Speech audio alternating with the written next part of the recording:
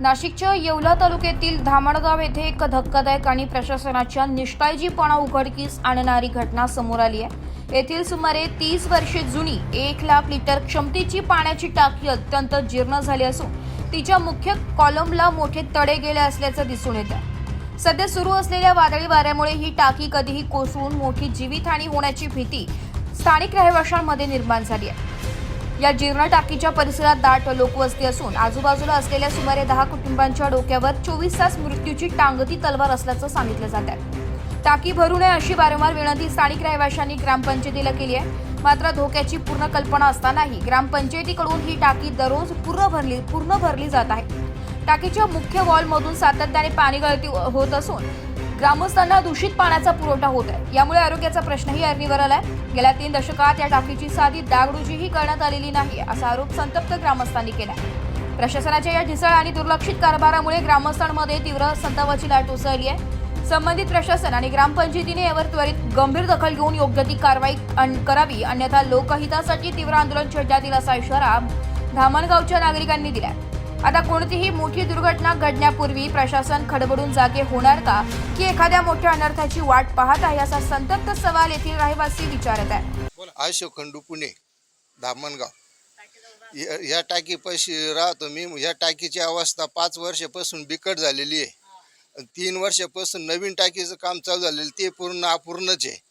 हिचे आज पूर्ण असे कॉलमला 2-2 बोटाचे तडे गेलेले, पण याच्याकडे कोणी लक्षच देत नाही। ग्रामपंचायतला निवेदन दिलेलं आम्ही, तरी ते सुद्धा निवेदन देते नाही, काहीच नाही। टाकी आजही भरण्याचं काम चालू आहे। हे पडल्यानंतर याला जबाबदार कोण राहणार? इथं 10 घर मौजूद आहे, 10 घर 4-4, 5-5 माणसं आहे। लहानले पोरं खेळतात इथं, जवळ 15 पोरं आहे लहानले। ही टाकीचं वजन कमी, क्षमता 1 लाख लिटरची आहे। सगळे कॉलम म्हणजे पूर्ण आजच बरं का असतं, खाली सुद्धा पाणी साठलेलं राहतं कायम हिच्यात। आणि ते पाणी दूषितच पाणी प्यायला लोकांसाठी पिण्याला आहे ना।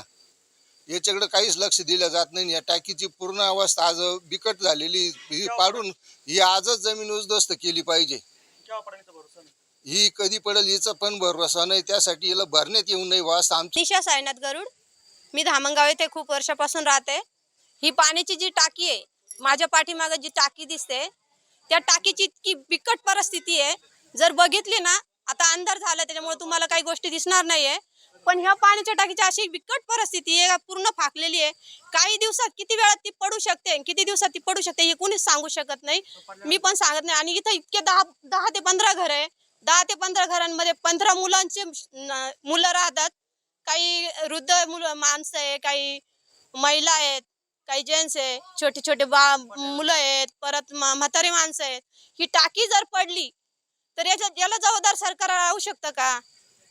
तर याची जबाबदारी सरकारने घ्यावा, प्रशासनाने घ्यावा अशी माझी नम्र विनंती आहे। कारण ग्रामपंचायतीला पण निवेदन दिलेलं आहे, ग्रामपंचायतीला आम्ही सांगितलेलं आहे की वारंवार यांच्या कानावर घातलेलं आहे, पण ते काय आमचं ऐकत नाही। त्याच्यामुळे याची जी आहे जबाबदारी ती प्रशासनाने घ्यावा, एवढीच माझी नम्र विनंती आहे। आणि या टाकीची लवकरात लवकर सोय। माझं नाव रतन गोपाळ चव्हाण, मी पाण्याच्या टाकीवर राहतो। पाणी टाकीची मुदत संपलेली आहे, तिला 4ही बाजूनं क्रॅक झालेली आहे।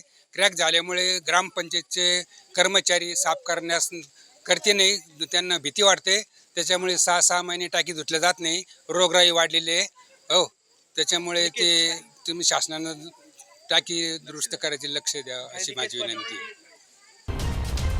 नाशिक लोकशाही न्यूजसाठी प्रतिनिधी माधुरी मगर, येवला।